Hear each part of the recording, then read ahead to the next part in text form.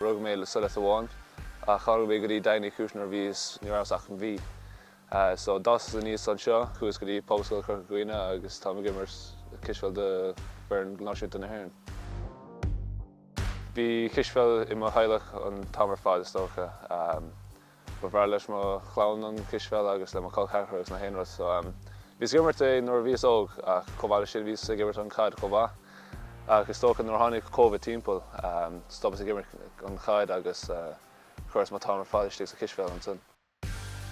Tóchas bringlóra bhí ann ó nuair bhís an óg chréim na hÉireann a bhuachan le pobscoil Corcaigh.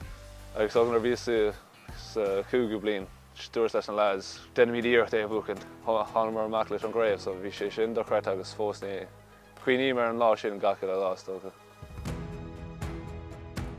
Ó féochtaí chustaigh sa gimirt le Trilly Warriors comá. So má chéad bhíon cé gur nar furas a lán imirt, a fós bhí stig tréáil leis an Éireann agus bhuaim mar an double mar sin bhuaim mar an Super League agus an National Cup an má chéad bhíon, so bhí sé sin do chreite these ábhailtaí chuirún really. Agus an bliain chéanach chomá bhuaim mar an bhuaim chréibh na hÉireann le pobscoil Corcaigh chomá. Agus nuair bhís tréáil le Warriors agus na fearn ar fad. Tháinig anna fialtarm agus thos níos a gibir le fearn na hÉireann agus nuair chuaimar go dtí na Four Nations. Bhí anna cluichí agam agus ó hinna hosting má chros Cispheile le Éireann.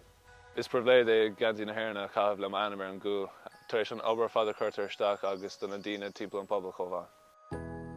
Tócha an sprioc a bhí agamsagus ag má tuaismitheoirí an tamar fad ná é an Cispheile imirt go profisiúnta.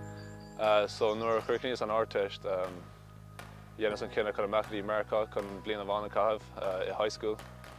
The Hill School ag léitar bhí sé díreach acu le Philadelphia agus caitheamh bliana bhána ag imirt ann. Bhí sé dachar, féarm, bhí sé dachar ag an tús mar bhí an cultúr chomh friúil agus na daoine agus na hÉireann. Agus ní éic mé siar nuair chuaigh mé ann. So bunas anna taine bheas agus tá ag súil chun amachtaí chláirte ann san. Tá sé anna dheas chun tacht a bhaile go dtí an Daingin agus an pobal eiscint agus go háirithe eiscint go bhfuil caid anna Cispheile ag dul i bheas timpeall na háite. Cíim sé daoine ag imirt Cispheile agus daoine óga chomá ag imirt Cispheile timpeall na háite agus is tócha sa fáchar seo lár mala chomá tá sé anna dheas gachar eiscint.